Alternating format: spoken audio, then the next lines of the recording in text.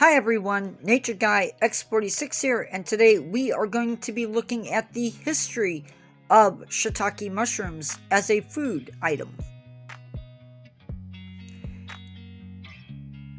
But first, we need to take a break in the action.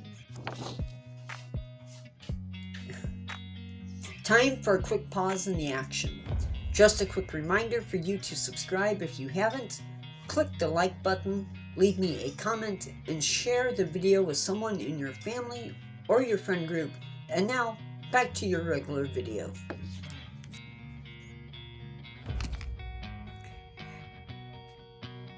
They can be found in the mountains of China, Japan, Indonesia, and Taiwan as a wild mushroom.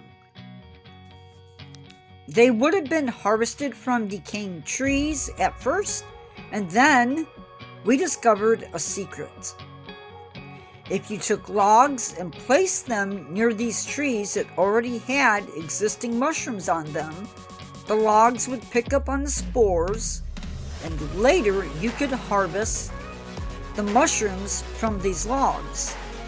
The shiitake mushroom had been cultivated in both Japan and China, but we know that China was actually growing them around 1000 AD and 11,000 AD. At some point, the Japanese started to bore holes into logs and then inserting plugs that already had the starts of the mushroom's mycelium in them.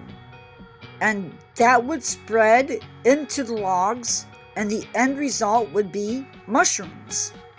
Eventually, the production of mushrooms would spread, including here in the United States.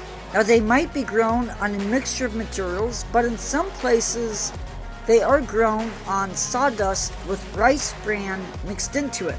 That is then laced with the spores, and eventually you would get mushrooms. Now, there is some difference between the cultivated shiitake mushrooms and the wild shiitake mushrooms, and there is even some fear that the two might intermix, and that would eliminate the species in the wild because it would now be sort of a new species.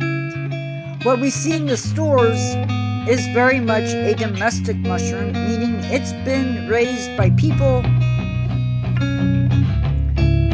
And yeah, nowadays it is the second most cultivated mushroom in the world.